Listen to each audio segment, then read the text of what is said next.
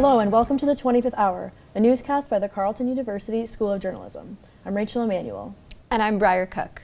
Welcome to our studio. Today, we're going to talk about the things that make any place, new, old, big, or small, home.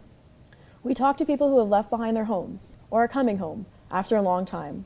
We start out with the story of those who are trying to stay exactly where they are. As we age, we face the prospect of needing to leave our homes, with all their memories, comforts, and treasures. Some researchers are making living at home easier for the elderly with new smart home technologies. Brendan Shakura has been looking into devices being developed in Ottawa. Not just Ottawa, Briar.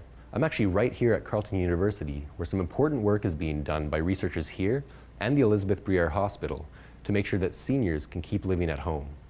We also spoke to a man whose physical challenges are making it harder for him to keep doing the things he loves in life.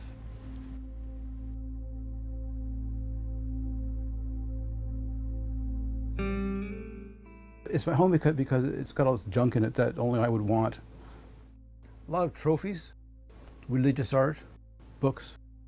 I've got a collection of old shavers, razors and stuff, lighters. And people would come into this place and say, Tom must live here.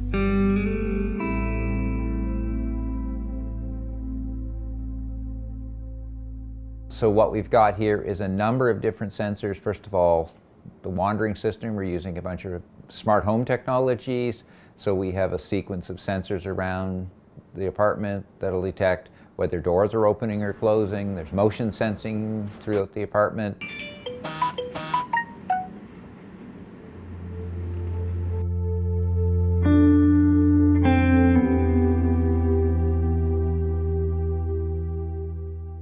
So I'm Dr. Bruce Wallace, and I lead the SAM3 Innovation Hub here in Ottawa. So that's sensors and analytics for monitoring mobility and memory. My name's Tom. I'm 68 years old. I live in Ottawa. I've been here since 1979 because I was diagnosed with Parkinson's in 2006. And it's getting to the point now where it's getting really inconvenient. I don't aspire to things like I did at one time, and I'm more likely to just be happy with where I am right now. So it's like the idea that home is like a turtle shell. It goes with me all the time. So I'm always at home because I'm always close to something. I got to face the reality that my disease is progressing, and I'm able to walk and talk pretty much by virtue of drugs, medication. Our fundamental research goal is to allow people to live at home longer, safer, and live independently. Fridge is open. Please close fridge. You know, if I think about some of the challenges somebody with Parkinson's is facing, some of the assessments we can do on physical mobility, like the sit-to-stand that we can do with the underbed mat. So this is just showing the pressure image of somebody sitting down, and if you can stand up again on the mattress, you can actually see the image is changing. And then how do we use this? We can use it in a number of different ways. You know, physical mobility is a person moving a lot in the night, which could be an indication of pain. With the image at the edge of the bed allows you to assess sit-to-stand, the transition out of bed, which is a general measure of physical well-being. Does the person have to rock or bounce, or can they just get up on their own?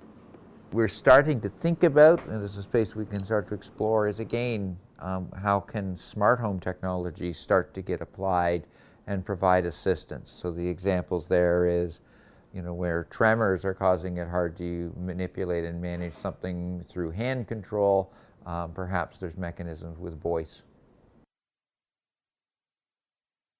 I've lost the ability to write. Typing is not so bad, but I really love the fact that I've got this speech-to-text stuff on my smartphone. So technology is very important to me because I'm thinking it'd be nice if I could have like robot legs or something. Somebody to live at home and to be independent, the values to that are huge, and they can be measured in multiple ways. One of it is just personal well-being and their personal happiness in how they're living. You will not find anybody who says, I want to live in a care home. So, earlier on today, I was sitting on the couch with a cat in my lap. That's a moment of home, you know, or make a pot of coffee and you can smell the coffee perking and or dripping, whatever, and that smell of coffee and the sound of that first cup, you know.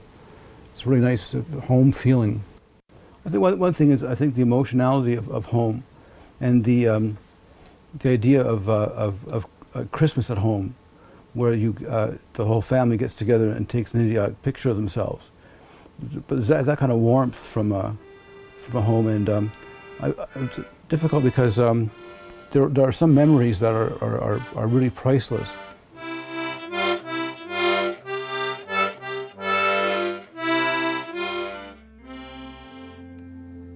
The building business isn't the cleanest industry.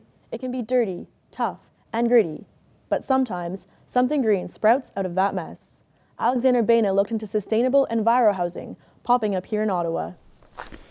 Climate change is a big issue these days, and you've no doubt heard pundits and politicians from all over the world advocating for aggressive action to help fight its effects on our planet. But one Ottawa man and his company are doing their small part to help reduce our impact on the environment in a way that's a little bit more passive.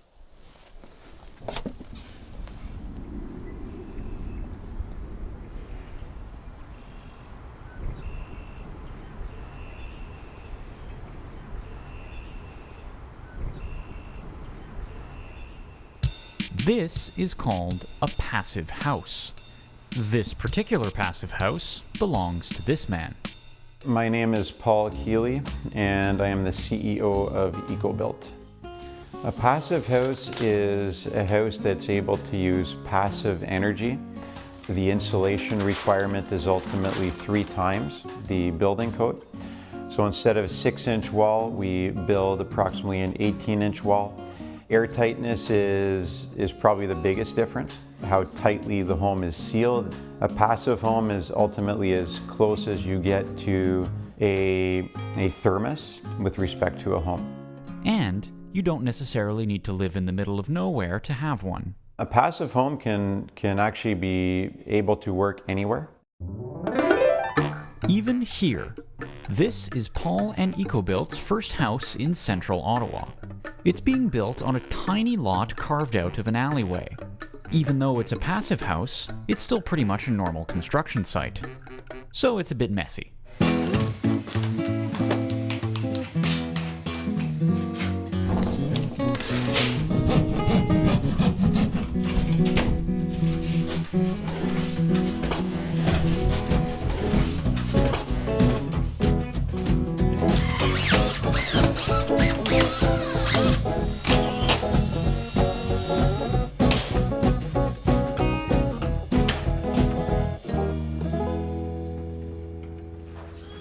So down here, you can see everything on the inside looks relatively conventional. Drywall is used like any other home.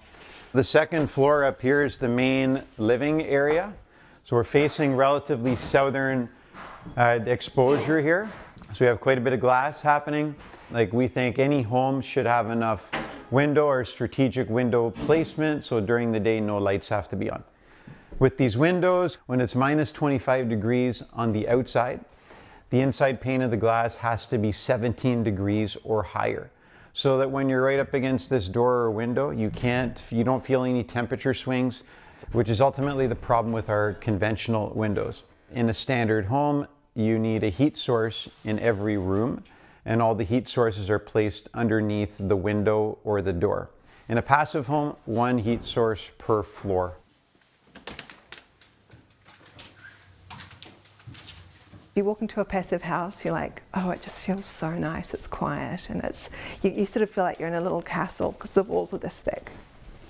About 15 years ago, I don't know, I read an article or something and just came into my attention, and it just made sense to me. We just wanted to live in a house that wasn't going to chew up lots of energy. The comfort. We were just looking like Ottawa housing stock's really old, and everyone's got a damp, mouldy basement.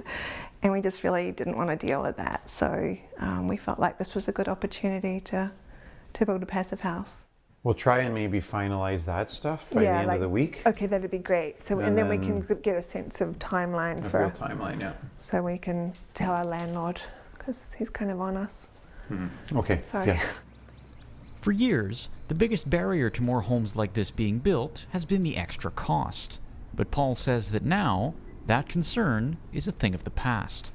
The savings are actually instant. The day someone moves in, a passive home is approximately 10% more than a conventional home. The difference in energy savings is ultimately the same cost as a monthly payment on that additional investment to make the conventional home passive. People can do a good thing at the same time, both for the health of themselves, being in a healthy environment, and a healthy planet. There's good talk that the passive standard is going to become the standard way to build in as little as 10 years. We're going to be building passive for a long time. Next up, someone who makes music for rowdy nightclubs in the comfort of his own home. The 25th Hour's Jake Rompf met with Mark Howells. Mark shared how he turns tapping fingers into dancing feet. Jake, what's Mark been up to? Just over 1 week ago, local Ottawa musician Mark Howells and the rest of his band, Mark II, played right here at the 27 Club in downtown Ottawa. But before Mark could bring his electronic beats to the stage, he was busting out his beats from his bedroom music studio.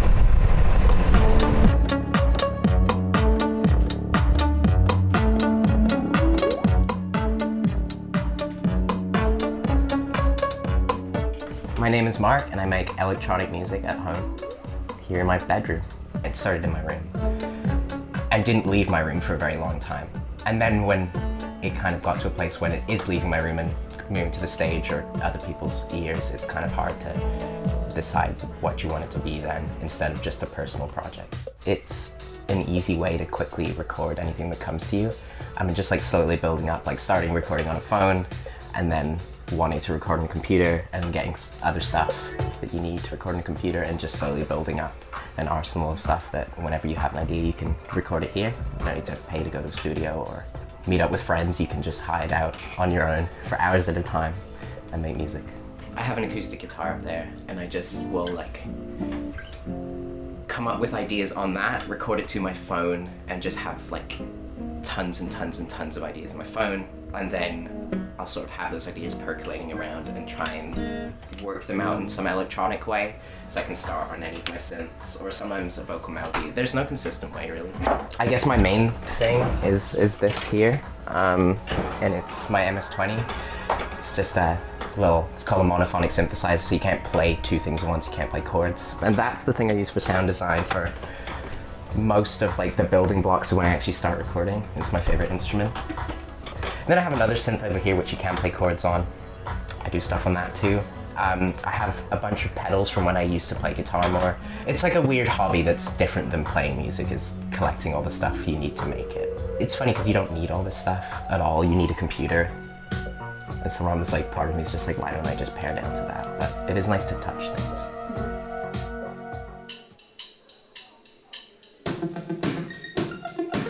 It's a Friday night, people are going out, and you have some weird desire to stay in your room and create something that people very well might not hear. So it's really empowering when, you know, 50 odd people come through your door and are there. Mostly, sometimes, maybe because they want to listen to what you make. So it's nice to connect those two worlds.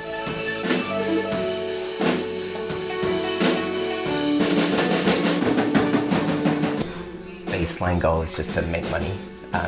In some way, and that sounds ridiculous because, I mean, it's almost like a criminal thing to say that, and it's not why I'm making music, but I think about a goal for a next stage is to be able to sustain yourself, myself.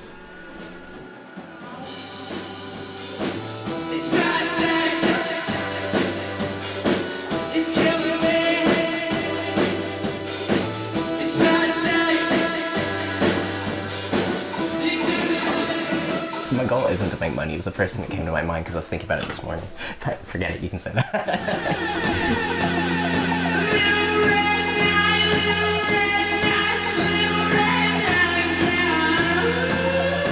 I don't really practice performing by myself because it's just a totally different thing. I think if I practiced performing, I would get worse at it. When I'm like in rooms with people who are watching me perform, it's the only time it can happen.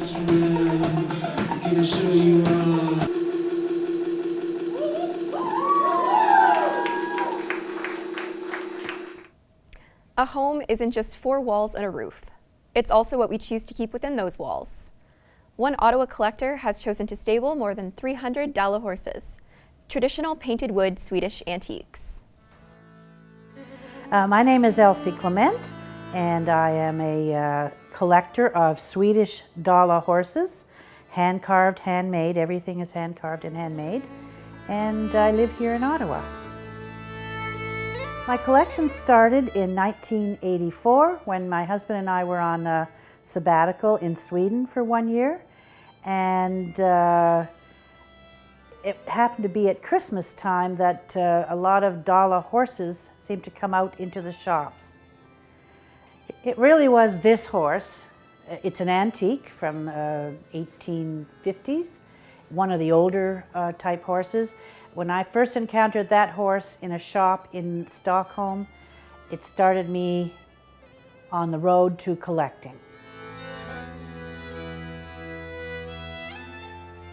The history of the Dala horse is very interesting. In the 1850s, isolated communities didn't have money to pay for things, but they did build cabinets, and cabinets were beautifully decorated by their wives, who were usually the painters of these products, including these horses. In the winter, they were carved by the people who were selling cabinets. So when these people from the big cities would come out to purchase cabinetry to bring back to the cities, they noticed these Dala horses, these little horses that were meant to be toys for children, but then it became currency to be able to purchase other things that they didn't have in their own communities in Sweden. The green is not a traditional color, but the red is the most traditional. White is quite common, black is very common, and a dark navy blue as well would be very common. Sizes and shapes of every sort is not unusual.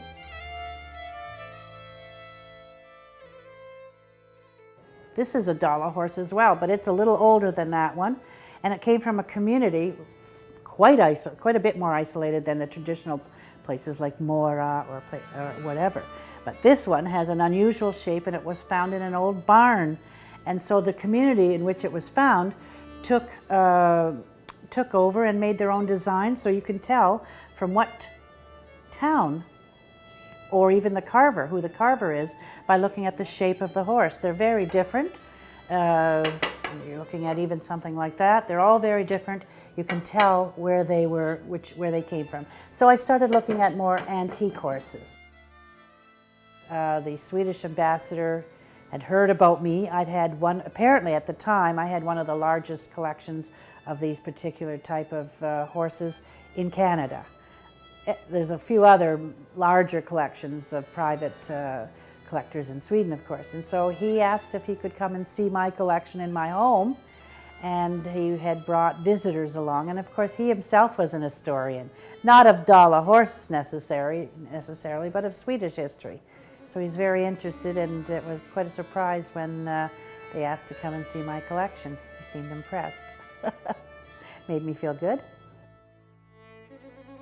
It'll never reach its peak. There's always new communities, new artists who come out with things. I think there's room for a lot more to come.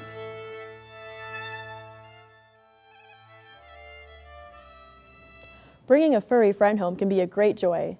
What happens when that joy turns sour? When there's no longer a home for our would-be companion?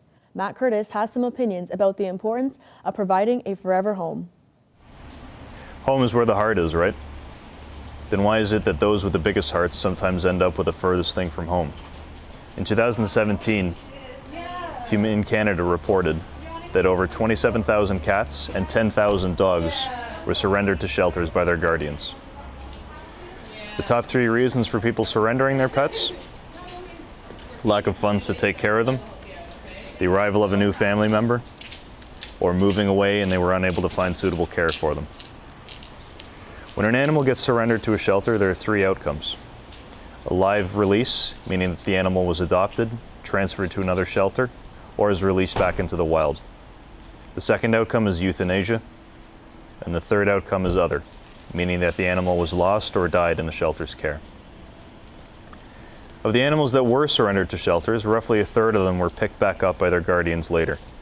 However, over 2,000 cats and 1,200 dogs were requested to be euthanized by their guardians. Of the ones that were euthanized, over 600 cats and 100 dogs were deemed healthy and adoptable at the time of their euthanization. Everything that comes out of a pet, companionship, loyalty, the emotional wells they are that everybody throws their everything into. It's not free. If you have to make the choice to surrender your pet, it may be difficult, it may not be. But before you get to the choice, make sure you consider the time, effort, and money that goes into giving your pet a good, stable home. Love isn't given, it's earned, even when it's unconditional.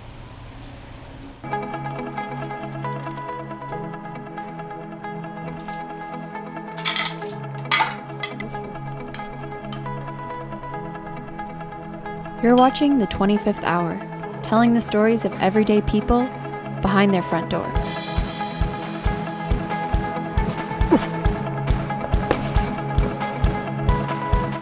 In 2017, more than 47,000 people fled to Canada as refugees. In Ottawa, one house has become a second home for refugee women. 25th Hour reporter Barbara Doro visited the newcomers as they settled in. Barbara, what stories do these women have to share? Well, I can say that there are 10 women living there together under one roof. All of them are refugees who arrived after fleeing former countries. Some of them left due to fear of persecution or lack of protection back home. And because of how sensitive this issue is, we agreed not to disclose the location of the house or the names of the refugees, but we can still share their inspiring stories.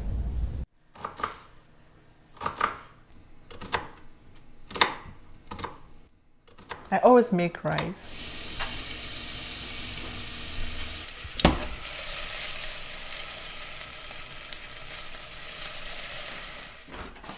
And I like sharing with others. In this house, the kitchen is one of the favorite spots. There are 10 refugee women living in the house, most of them from Africa. Living with other 9 ladies, you feel like they're like your mom, some they're like your sister, so you talk to them and you feel comfortable. I was born in Rwanda, and capital of Rwanda is Kigali. Rwanda is a beautiful country. They say it's a country of 1,000 hills.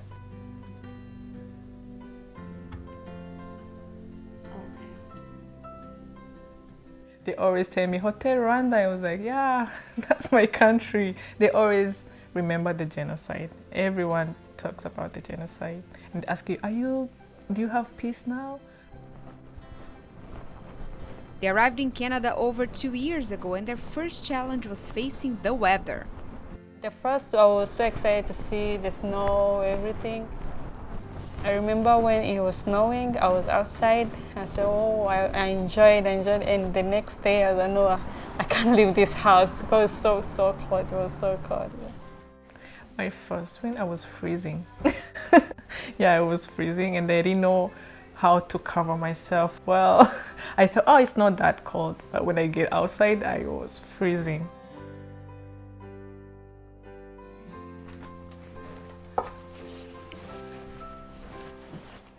I think now I'm getting used to it a little bit.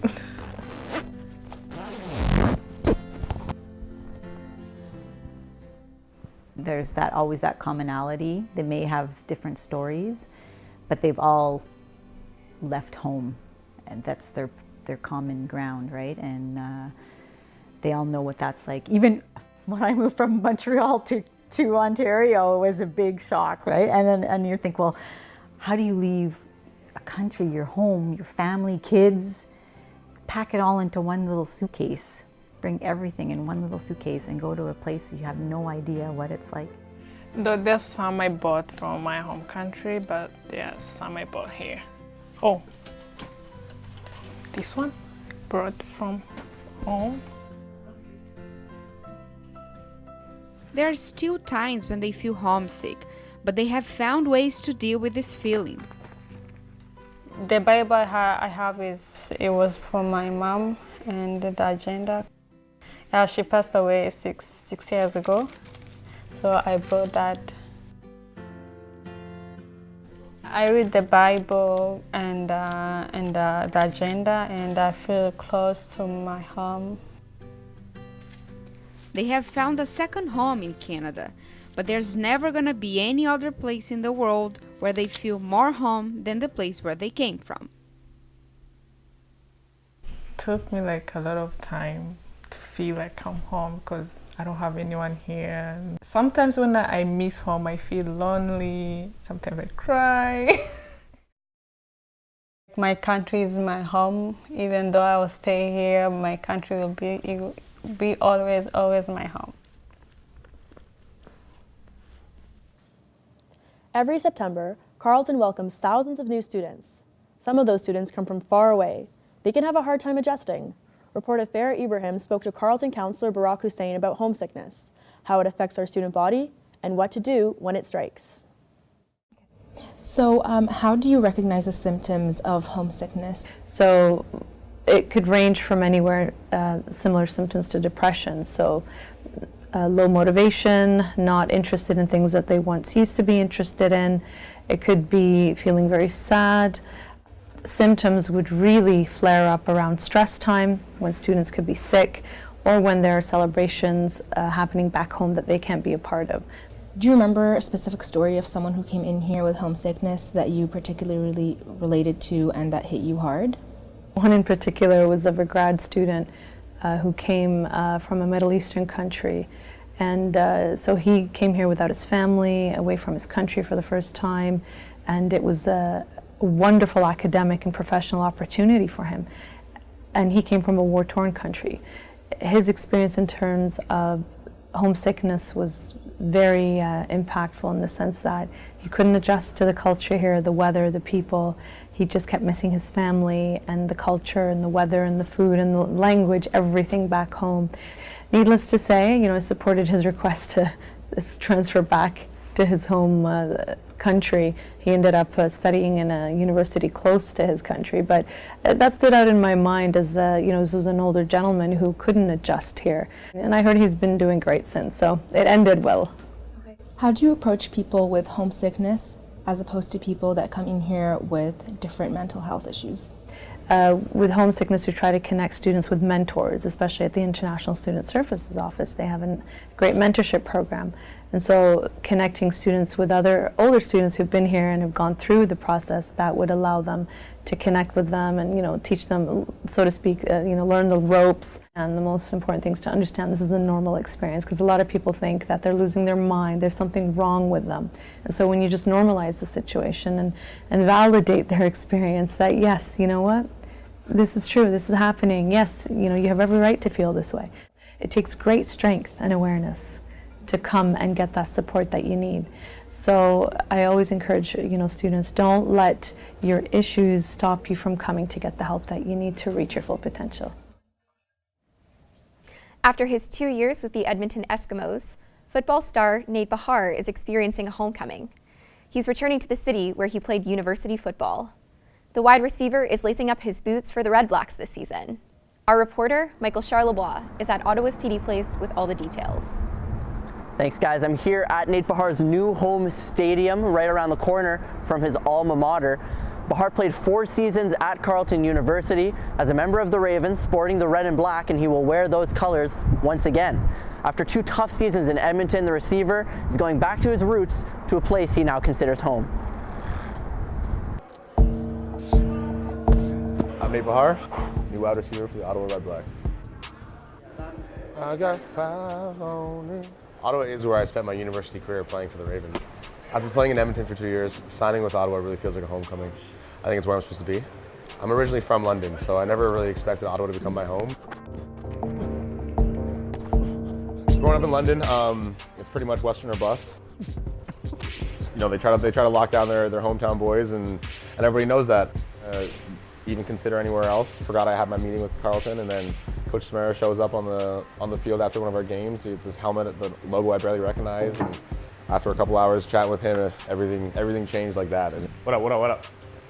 And I just remember him kind of talking about what the chemistry is going to be like, how it's going to be, what it's going to feel like to start somewhere with a group of guys your own age that are all like-minded, and he was right on that, that's for sure. We always say, once you're a Raven, you're committed for life, and he just epitomizes that. And now that he's back in town playing with the Red Blacks, he's around all the time. I sometimes forget that he's already moved on because he's here all the time, but that's what the program needs. It's perfectly under control, you know? Because with how long your legs are, that's going to do the exact same thing to the DB. And I really believe that him being back in this setting, and the best games he played when he was a Raven were at TD Place. Panda game is definitely one of the highlights of my career at Carleton. It was wild how it filled up.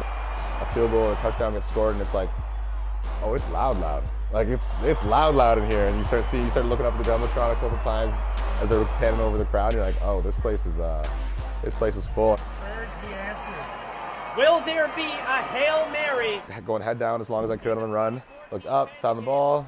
I see it go off his hands. Like, okay, this is exactly how we want it to go. To get to the end zone. It's caught! Oh my God! Nate Bahar just caught the Hail Mary! From there, there's not really a lot of memory. It's kind of a blackout sort of thing. I remember catching it and then just chaos. It's like I remember coming up after being piled on by 15, 20 guys. Since 1994! And then the party was on. It was like our first big national win. People really took notice of it. There was the crowd made the hype bigger. Oh, Carleton might be legit. Like, this team might not be trash anymore. This is historic. This is one of the greatest. Yeah, my 4 years playing for Carleton were really amazing. I mean, I developed as a player and a person, and it's what allowed me to get drafted 5th overall by Edmonton in 2017. So that was one of the hardest things. Was like, oh, I'm leaving Ottawa for Edmonton. It was tough. I didn't realize it was going to be. You're gonna feel how much easier the football side of it feels when you're somewhere with people you love and people that care about you and stuff. And I'm really excited for that, to be honest. What's going on? Yeah, see you, buddy. Freaking rice. All my friends here, head over. We'll go over to Sunset Grill, get some pancakes before a game, and then give me a little dap so I can walk over to the stadium. Something as small as that is a massive difference, or knowing that in row 13, section C, I'm going to see 8 faces from Carleton, eight of the dudes all cheersing a beer to me, after a catch. It's just little things like that are going to make it so much more enjoyable. And with any position, but especially receiver, when you're having fun, it is 1,000 times easier. Yeah, I mean, one of the most exciting parts for sure about being here and playing in Ottawa is that to be back to those guys that I built such close bonds with. 4 years together at Carleton and all that. I mean, we have some relationships and friendships that won't ever fade. I can't wait to get to play in front of them. I know they're so proud of me, and they're excited to have me around, and they're excited to get to watch me play some more, and all that comes with that. I'm excited to be able to go over there and play some big games, or just be able to put our feet up and kick it after practice and stuff like that. So I'm excited. It's gonna be a special time to get to play around my loved ones again, and I can't wait for that.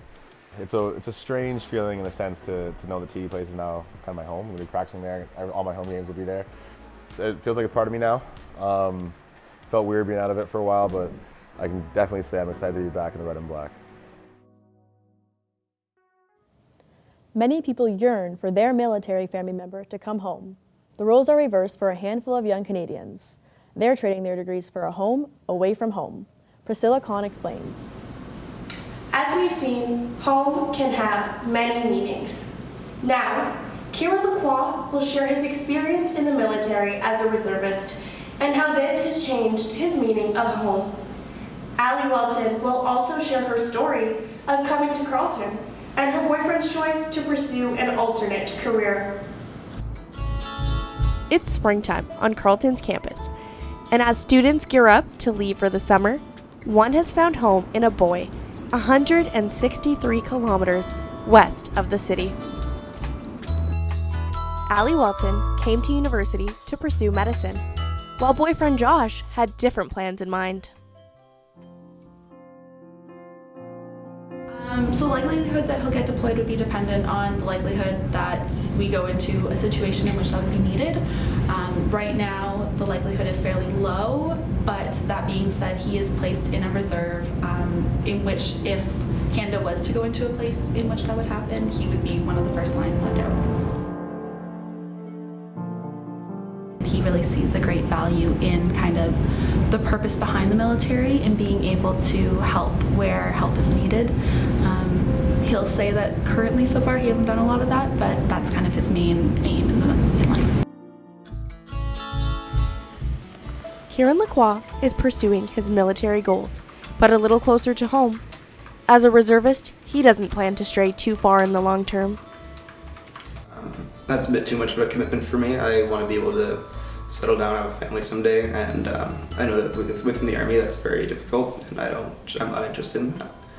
I just sort of knew that I'd be supported if I did make the decision to do that. My father never encouraged us to join the Army. It was just sort of something that the opportunity was given to us because of our school having an agreement with the 32 Brigade.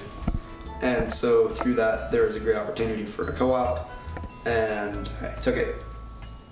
I've been an independent person since I was very young, and I think that has something to do with how I was raised by my parents. They were really supportive of going out and doing things that you want to do.